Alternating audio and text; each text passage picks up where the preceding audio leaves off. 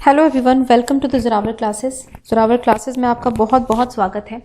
और अपने वही नेक्स्ट 10 क्वेश्चंस को करेंगे, लेकिन नेक्स्ट 10 क्वेश्चन से पहले दोबारा से मैं आपको रिमाइंड कराना चाहती हूँ कि अगर आपको कंटेंट कोर्स परचेज करना है तो आप द ज़ोरावर क्लासेस ऐप को डाउनलोड कर सकते हैं और यहाँ से आप कंटेंट कोर्स को परचेज कर सकते हैं फॉर KVS PRT एग्ज़ाम। तो इसके लिए प्रॉपर ये कोर्स जो है ये 2999 का है। अभी फिलहाल 15 मार्च के बाद इसकी कीमत जो है अपने आप 3999 हो जाएगी। तो जो लोग इसका पूरा फ़ायदा उठाना चाहते हैं, डिस्काउंटेड प्राइस पे कंटेंट कोर्स खरीदना चाहते हैं, तो वो जल्दी से जल्दी ज़ोरावर क्लासेस ऐप को डाउनलोड करें। और अगर आपको इसमें प्रॉब्लम हो रही है तो नीचे आपको डिस्क्रिप्शन में लिंक भी मिल जाएगा, आप वहाँ से ऐप को डाउनलोड कर सकते हैं। तो चलिए बिना देरी के स्टार्ट करेंगे अपने नेक्स्ट 10 क्वेश्चन को। फर्स्ट है, the democratic organisation of school influence learning, this factor of learning is related to. भाई जो डेमोक्रेटिक ऑर्गेनाइजेशन होती है स्कूल की, वो इन्फ्लुएंस करती है लर्निंग को। यानी कि देखिए, स्कूल का जो प्रजातांत्रिक ऑर्गेनाइजेशन होती है, प्रजातांत्रिक माहौल होता है, एक तरह का प्रजातांत्रिक संगठन होता है जिसमें हम डेमोक्रेटिक वैल्यूज को इंक्लूड करते हैं उस ऑर्गेनाइजेशन में, बेसिकली स्कूल्स में। तो this factor of learning is related to. तो हम ऐसा क्यों करते हैं, हम एक डेमोक्रेटिक ऑर्गेनाइजेशन को क्यों बनाना चाहते हैं, इसमें क्या रोल है लर्निंग का। तो देखिए, इसमें कुछ आपके सामने दिए हुए हैं ऑप्शंस। मेथोडोलॉजिकल एस्पेक्ट है, यानी कि आपको मेथोडोलॉजिकल एस्पेक्ट को ध्यान में रखते हुए आप ये करते हैं। आप सोशल एस्पेक्ट को ध्यान में रखते हुए करते हैं, फिजियोलॉजिकल या फिर साइकोलॉजिकल एस्पेक्ट को, क्योंकि डेमोक्रेटिक वैल्यूज जो है हमारे कॉन्स्टिट्यूशन में ही दी गई हैं और वो हमारी सोसाइटी से एक गुड सिटीजन आपको क्योंकि बनाना है बच्चे को, तो आपको डेमोक्रेटिक माहौल भी रखना पड़ेगा और डेमोक्रेटिक वैल्यूज भी उसके अंदर डेवलप करनी पड़ेगी। वो तभी हो सकता है जब आपका खुद का स्कूल, आपकी क्लासरूम, आपके टीचर सभी डेमोक्रेटिक वे में बिहेव करें। तो ये एक सोशल एस्पेक्ट का पार्ट है, क्योंकि आपको एक सोशली आपको सोसाइटी के लिए तैयार किया जाता है कि आप एक अच्छे नागरिक के रूप में बाहर निकले। तो option number B is the correct option. Next है, when a teacher sets a task that is above the student's current ability level। जब एक टीचर एक टास्क को सेट करती है जो कि बच्चे की करंट एबिलिटी लेवल से ज्यादा होता है, तो वो क्या कर रही है। She is likely to repeat the same content in number of times, create a communication barrier, generate interest and motivation among children, minimize the effect of noise। तो वो क्या कर रही है, एक ही कंटेंट को बहुत बार रिपीट कर रही है, एक कम्युनिकेशनल बैरियर वो कर रही है। मतलब जब आप कम्युनिकेशन करना चाह रहे हैं बट वो ढंग से हो नहीं पा रही है, कुछ ना कुछ रुकावटें उसके अंदर आती हैं, या फिर इससे इंटरेस्ट और मोटिवेशन डेवलप होता है बच्चे का, या फिर इससे नॉइज का इफेक्ट कम होता है। देखिए, वैसे तो एक क्वेश्चन जो है ये KVS में ही पूछा जा चुका है, KVS के एग्जाम्स में पूछा गया है। ठीक है, अब यहाँ पे 3 ऑप्शंस आपको थोड़े से अलग से अजीब से लग रहे होंगे। ऑप्शन जो है वो देखो, ए है रिपीट द सेम कंटेंट। भाई वो उसकी जो बच्चे की करंट एबिलिटी है उससे ऊपर की बात कर रही है, तो सेम कंटेंट को कैसे रिपीट कर रही है, गलत हो जाएगा। इससे कोई कम्युनिकेशन में बैरियर तो क्रिएट नहीं हो सकता है, बिल्कुल नहीं होगा। उसके बाद है जनरेट इंटरेस्ट एंड मोटिवेशन, इसका ऑप्शन होगा ऑप्शन नंबर सी, क्योंकि एक पॉजिटिव भी है। देखिए, करंट एबिलिटी से ऊपर जाने का मतलब ये नहीं है कि बहुत ही डिफिकल्टी लेवल बढ़ गया है। जब हम ZPD की बात करते हैं तो हमें पता है कि ये बच्चे का अपना खुद का जोन है, उसके बाद ये बाहर का जोन है जहां तक वो किसी की हेल्प से पहुंच सकता है, और ये होता है बिल्कुल बाहर का आउटर जोन, जिसमें बेसिकली बच्चा उस लेवल तक जा ही नहीं सकता है, क्योंकि ऑब्वियसली कॉग्निटिवली वो इतना मैच्योर है ही नहीं। अब 2 साल के बच्चे को आप 5 साल के बच्चे जैसी हरकतें करने को थोड़ी बोलोगे, वो नहीं कर सकता है। तो इस जोन तक बच्चे को लाया जा सकता है, ये उसकी खुद की एबिलिटी से थोड़ा ज्यादा होता है, क्योंकि इसमें हम उसको हेल्प प्रोवाइड करते हैं। हेल्प किसी भी तरह की हो सकती है, प्रॉम्प्ट कर सकते हैं आप, इंटरेस्ट बढ़ाने के लिए उसको क्लूज दे सकते हैं, जो भी है। तो ये बेसिकली वहीं की बात हो रही है, करंट एबिलिटी लेवल से थोड़ा सा ऊपर जाना है आपको, तो ये बच्चे के लिए थोड़ा सा चैलेंज क्रिएट करेगा और बच्चे का इंटरेस्ट इसमें डेवलप होगा और इससे मोटिवेशन भी आएगा कि हाँ भाई कुछ चैलेंजिंग सा मिला है। देखिए, वो कहते हैं ना, एजुकेशन में स्ट्रेस भी जरूरी है, थोड़ा स्ट्रेस जरूरी है, ज्यादा नहीं होना चाहिए। तो वो थोड़ा स्ट्रेस जो है वो मोटिवेशन देता है। अगर आप चैलेंज एक्सेप्ट नहीं करेंगे, चैलेंज को फेस नहीं करेंगे, तो मोटिवेशन डेवलप नहीं होगा। तो option number C is the correct option. Next है, which of the following is not an appropriate strategy for improving students problem solving। तो इनमें से कौन सी स्ट्रैटेजी जो है वो बच्चे के प्रॉब्लम सॉल्विंग को इंप्रूव करने की अप्रोप्रिएट स्ट्रैटेजी नहीं है, ये बताना है। पहला है फंक्शनल फिक्सनेस ऑफ स्टूडेंट्स, विद्यार्थियों की प्रक्रियात्मक नियतता। Give extensive opportunities to solve real world problems. तो इसमें नोट बतानी है, ये चीज याद रखना, मतलब जो नहीं है ना, आप रियल वर्ल्ड की प्रॉब्लम्स देंगे, involve parents and childrens problem solving, मतलब पेरेंट्स को भी इन्वॉल्व करेंगे आप यहाँ पर। Monitor students effective and ineffective problem solving strategies, कि बच्चों की कौन सी स्ट्रेटजीज इफेक्टिव है, कौन सी इनफेक्टिव है, इसको मॉनिटर करेंगे। तो देखो डी भी ठीक है, ठीक है। फिर उसके बाद ये भी ठीक है कि अब रियल वर्ल्ड की प्रॉब्लम्स देंगे, बी ऑप्शन भी। अब बात आई ए ऑप्शन की और सी ऑप्शन की, यहाँ पर आपको थोड़ा सा कंफ्यूजन हो सकता है। हमें क्या बताना है, एक अप्रोप्रिएट स्ट्रेटजी नहीं है, ठीक है। तो फंक्शनल फिक्सनेस क्या होता है इसके बारे में आपको पता होना चाहिए।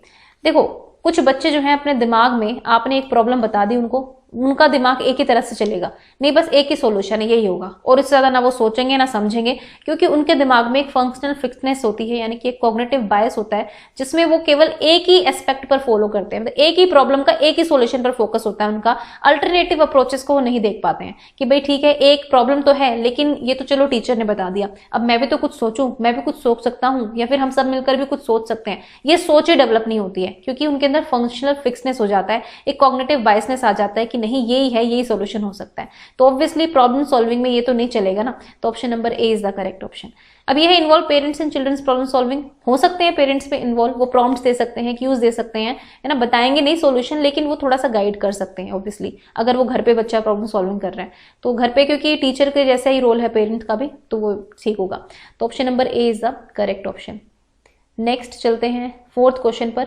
विच of the following is a better strategy for teaching children with special needs. तो अगर बच्चों जो स्पेशल नीड वाले बच्चे हैं उनको आपको पढ़ाना है, तो इनमें से कौन सी एक स्पेशल मतलब एक स्ट्रेटेजी हो सकती है, बेटर हो सकती है। मतलब discussion the classroom involving maximum number students, ज्यादा से ज्यादा स्टूडेंट्स को आप इन्वॉल्व करने की कोशिश करेंगे डिस्कशन में।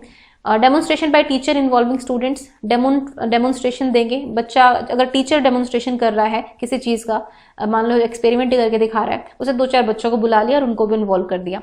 उसके बाद कोऑपरेटिव लर्निंग और पीयर ट्यूटरिंग कराएंगे, या फिर एबिलिटी ग्रुपिंग बना देंगे टीचिंग के लिए। तो देखो मैक्सिमम नंबर ऑफ स्टूडेंट्स की बात नहीं करते हम इंक्लूसिव एजुकेशन में, हम चाहते हैं कि बहुत ज्यादा नहीं, सारी क्लास का पार्टिसिपेशन हो। मैक्सिमम में लिमिटेड हो जाता है फिर भी कि ठीक है मैक्सिमम की कोशिश करो कि 40 बच्चे हैं तो 35 कम से कम आ जाए, लेकिन हमें 5 भी नहीं छोड़ने हैं, तो ये नहीं होगा। डेमोन्स्ट्रेशन बाय, सिर्फ डेमोन्स्ट्रेशन, कुछ बच्चों को बुलाकर डेमोन्स्ट्रेशन कर दिया, तो ये भी एक फुल पार्टिसिपेटर स्ट्रेटेजी नहीं होगी स्पेशल नीड्स के साथ। देखिए इसका ऑप्शन होगा ऑप्शन नंबर सी, क्योंकि इंक्लूसिव एजुकेशन जो है वो कोऑपरेटिव लर्निंग और पीयर ट्यूटरिंग पर बहुत ज्यादा बेस्ड है। ये इंक्लूसिव एजुकेशन जब आई थी, स्पेशल नीड्स की जब हम बात करते हैं, तो स्पेशल स्कूल से इनको इंक्लूसिव स्कूल्स में इसीलिए डाला गया कि सारे बच्चे एक ही क्लासरूम में पढ़े। वो जो स्पेशल नीड वाले बच्चे भी हैं, जो एवरेज बच्चे भी हैं, जो हाई अचीवर्स हैं, लो अचीवर्स हैं, जितने भी बच्चे हैं वो एक साथ पढ़ें, एक दूसरे से सीखें, क्योंकि अल्टीमेटली उनको बाहर रियल वर्ल्ड में हर तरह के इंसान को फेस करना पड़ेगा। तो कोऑपरेटिव लर्निंग स्ट्रैटेजी और एक साथ कैसे मिलकर आगे बढ़ा जाता है, ये सब कुछ सीखना है उनको, और सेंसिटाइज भी करना है बच्चों को। तो ये सी ऑप्शन यहाँ पर ठीक होगा। एबिलिटी ग्रुपिंग नहीं करेंगे। एबिलिटी ग्रुपिंग का मतलब होता है आपने A+ वालों को अलग कर दिया, A वालों को अलग कर दिया, B ग्रेड वालों को अलग कर दिया, C को अलग कर दिया, D को अलग कर दिया। अब एबिलिटी ग्रुपिंग कर दिया आपने, ये एक ग्रुप बन गया, ये एक ग्रुप बन गया, ये एक दूसरे से क्या सीखेंगे, एक जैसी बातें, एक जैसी चीजें। एटलीस्ट मिक्स ग्रुपिंग करोगे। मिक्स ग्रुपिंग करने से क्या होता है, यहाँ पे कोऑपरेटिव लर्निंग आती है, पीयर ट्यूटरिंग भी होती है, इसलिए option number C is the correct option. तो ये एबिलिटी ग्रुपिंग तो वैसे भी आपको नहीं करनी चाहिए, इसको अवॉइड करना चाहिए। नेक्स्ट है which of the following is a good assessment strategies to avoid cultural bias. आपको अगर कल्चरल बायस हटाना है ना, सांस्कृतिक जो पक्षपात आता है, तो अगर उससे बचना है तो आप क्या करेंगे। Assess students using A variety of methods, आप बच्चों को तरह तरह के मेथड से असेसमेंट करोगे। सिंगल और गुड स्टैंडर्डाइज टेस्ट का यूज करोगे, एक ही मतलब जो स्टैंडर्डाइज टेस्ट है उसी को यूज करेंगे। Assume that ethnic differences are due to heredity, या फिर आप ये सोचोगे अपने आप से एज्यूम कर लोगे कि नहीं भी ठीक है एथनिक डिफरेंसेस तो होंगे क्योंकि हेरिडिटी है ऐसी, तो होंगे। Avoid using portfolio for assessment purposes, या फिर पोर्टफोलियो को आप अवॉइड करेंगे। पोर्टफोलियो क्या होता है, जिसमें बच्चे का पूरा साल भर का एक बॉक्स कह लीजिए, अगर आपको फिजिकली कुछ लेना है, आप बच्चे ने जितने भी असाइनमेंट बनाए, उसने जितने भी टेस्ट बनाए, उसने जो भी किया, वो सब उसका एक डेटा सा आपके पास कलेक्ट हो जाता है, वो पोर्टफोलियो होता है।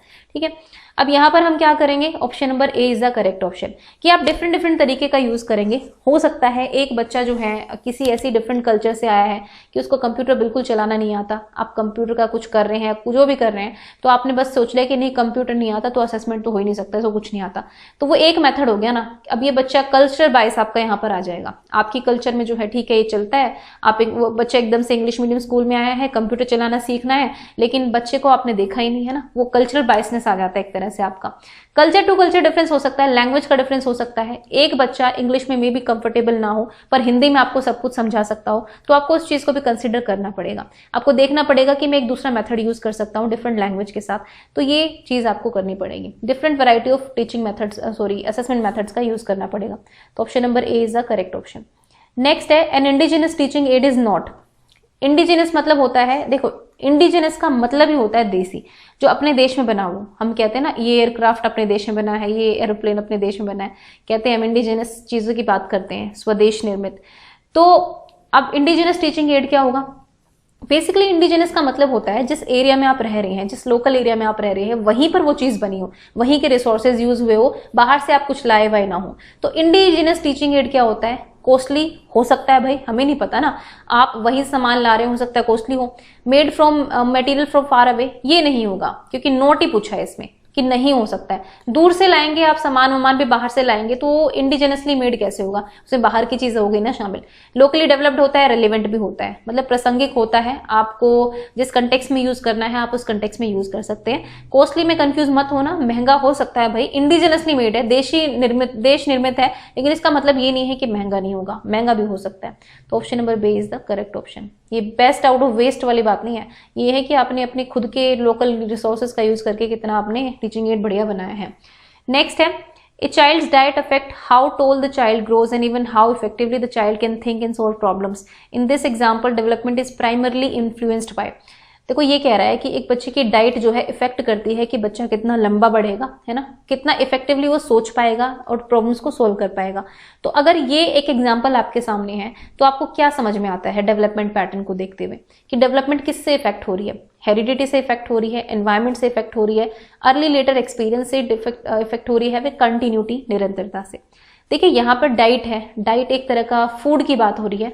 फूड बच्चे को बाहर से प्रोवाइड किया जाएगा, हेरिडिटली अपने आप फूड नहीं आता कि अंदर बॉडी अपने आप क्रिएट कर रही है फूड और हम खा रहे हैं, ऐसा नहीं होता है ना। तो फूड बच्चे की जो डाइट है, यानी कि डाइट की बात हो रही है, फूड की बात हो रही है, तो ये उसका एनवायरमेंटल है, ठीक है। अगर अच्छा खाना नहीं मिलेगा तो बच्चा क्या सोचेगा, क्या प्रॉब्लम सॉल्व करेगा? एक भूखा पेट वाला इंसान जो है वो केवल अपनी भूख के बारे में ही सोचेगा, उसका कहीं और दिमाग चलेगा ही नहीं, है ना। हम खुद एक दिन अगर भूखे रह जाएं तो हमारा पूरा ध्यान यही रहता है खाना कब मिलेगा, कब हम खाएंगे, वही वाली बात है। तो यहाँ पर एनवायरमेंट की बात की गई है, वातावरण की, ठीक है। ये वो वाला क्वेश्चन मत समझना कि ये किसका रिजल्ट होता है डेवलपमेंट। यहाँ पे एक पर्टिकुलर एग्जांपल देके एक केस दिया गया है और उस केस के ऊपर आपको ये सोचना था। तो option number B is the correct option. Next question है आपका एग्जांपल्स ऑफ क्रिएटिव रीडिंग और writing projects for assessment are. ठीक है, आपको क्रिएटिव राइटिंग या रीडिंग किसी का भी असेसमेंट करना है कि बच्चे ने कितना रचनात्मक दृष्टिकोण से लिखा है। देखिए क्रिएटिव का मतलब होता है जब आप कोई नई चीज करते हैं, आप दूसरों से हटकर कुछ नया काम करते हैं और जो यूजफुल भी होता है, तो उसको हम क्रिएटिव बोलते हैं। तो क्रिएटिव राइटिंग और रीडिंग का आपको असेसमेंट करना है कि बच्चे ने कितना क्रिएटिवली चीजों को किया है, क्या उसने रटी रटाई चीजें लिखी हैं या अपने एक डिफरेंट पॉइंट ऑफ व्यू भी ऐड किया है। तो reference work done in the library for more information the theme, तो लाइब्रेरी में कोई रेफरेंस वर्क किया है उसने, ऑब्वियसली लाइब्रेरी की बुक्स की हेल्प ली होगी या जो भी किया होगा, तो वो भी क्रिएटिव में नहीं आएगा। इंटरनेट को सर्फिंग करना मतलब खोजना, वो भी क्रिएटिव नहीं है। इंटरनेट पे आप सर्चिंग करते हैं तो वो हार्ड वर्क में आ सकता है बट वो क्रिएटिव नहीं होता है। Dramatisation, role play and re writing from a different point of view, this is the answer. तो ऑप्शन नंबर सी यहाँ पर सही होगा। यहाँ पर आप क्रिएटिवली अपनी चीजों को यूज करेंगे, आप एक डिफरेंट पॉइंट ऑफ व्यू से यूज करेंगे उसको। आप ड्रामेटाइजेशन, आपको एक थीम दे दी, आप उस पर ड्रामा तैयार कर रहे हैं, वो आप उसमें क्रिएटिवली काम करेंगे। नेक्स्ट है रीडिंग फॉर मीनिंग, तो मीनिंग के लिए, अर्थ के लिए पढ़ना जो है वो क्रिएटिव नहीं होता है, वो आपके सामने एक मटेरियल है, आप उसको पढ़ रहे हो, बेसिकली उसको समझ भी रहे हो, वो होता है रीडिंग फॉर मीनिंग। ठीक है, तो ऑप्शन नंबर सी यहाँ पर करेक्ट होगा।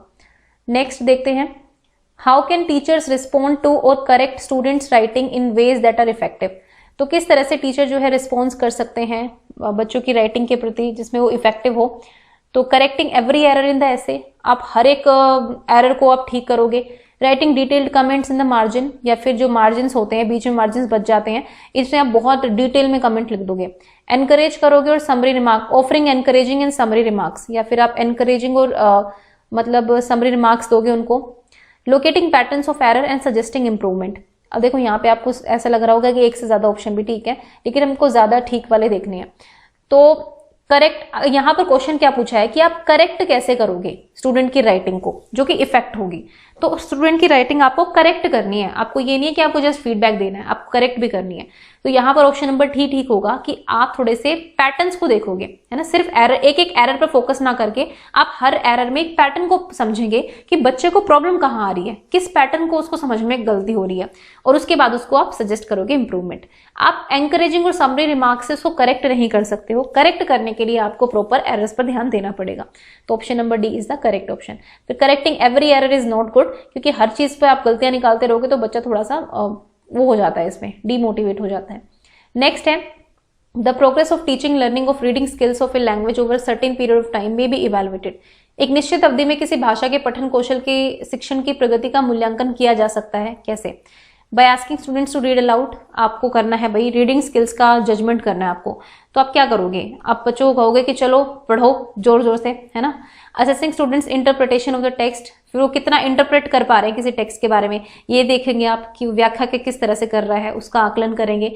Setting a reading task with variety of test items, या फिर एक रीडिंग टास्क आप अरेंज करेंगे, मतलब पूरी क्लास में आपने एक रीडिंग टास्क करना है, लेकिन आपने टेस्ट आइटम्स वैरायटी के दिए हैं, ठीक है। कभी आपने कुछ दे दिया, कभी आपने रीडिंग कार्ड्स दे दिए, कभी आपने कुछ दे दिया, कभी आपने पिक्चर रीडिंग दे दी, कुछ भी हो सकता है। Through students appreciation of stylistic devices, मतलब ये विभिन्न प्रकार के परीक्षण आइटम के साथ पढ़ने का कार्य निर्धारित करना।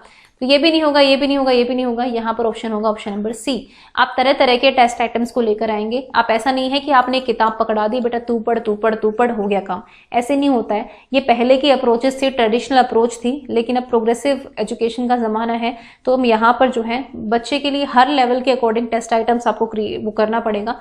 अगर एक बच्चा पिक्चर के थ्रू पढ़ने में ज्यादा कंफर्टेबल है तो आपको पिक्चर स्टोरी बुक भी इसको प्रोवाइड करनी होगी उसका असेसमेंट करने के लिए, ठीक है। तो ये option number C is the correct option.